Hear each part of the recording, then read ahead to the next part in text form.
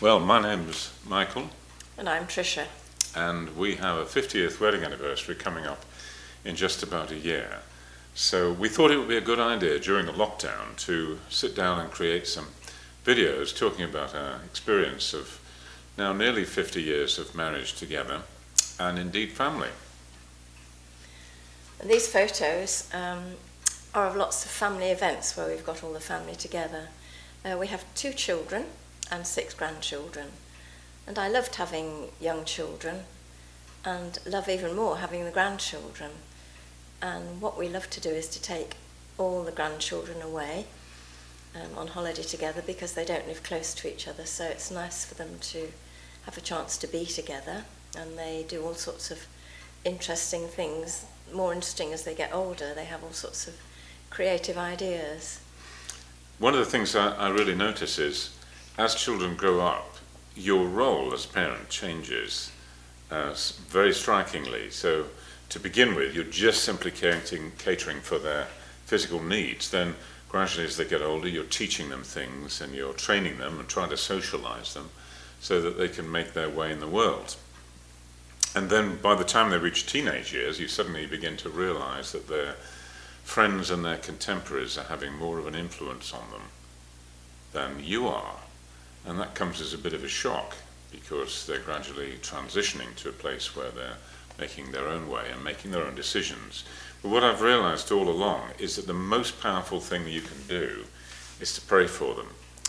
And the reason for that is because although you do what you can as a parent to influence and to support and to help and to guide, the fact is that when you pray, you're opening your children up, and now your grandchildren, to the power of God.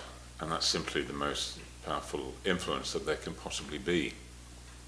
And that was brought home to us quite recently because our daughter Christine, who is a very keen DIY type, in fact she's very ambitious. She's been the principal person for building the house that the family are now living in. They've got tradesmen in to do various jobs, but she's done most of it. And just a week or so ago, she was 2.5 meters up a ladder, which collapsed under her, and she fell from that height. And you make a practice, probably more faithfully than I do, of praying for the safety of our children. So what's your pattern of prayer for that? Well, most days I pray for them to be protected from serious illness and accident, and I certainly believe that God protected her on this occasion when she fell from this ladder, which could have been very much worse. But we're grateful that she wasn't badly injured at all.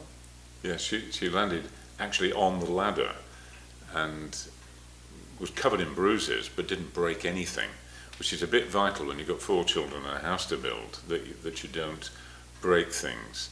So that was a real reminder to us of the importance of our praying. So I think that's one of the things that is really vital as a parent and a grandparent. But the other thing that we've really been struck by is the relationship between our grandchildren across the families.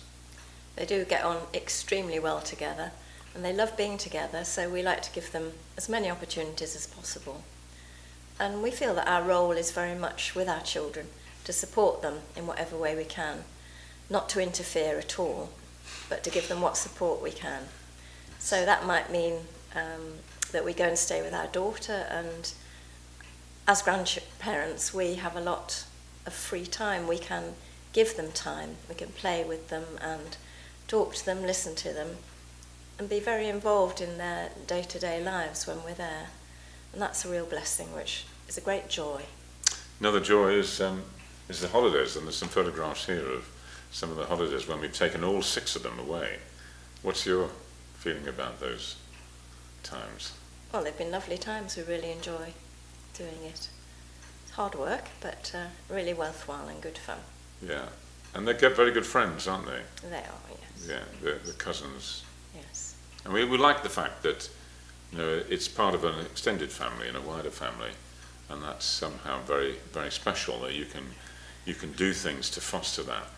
In fact, it's great to be involved in our children's lives, even now that they're well established as adults.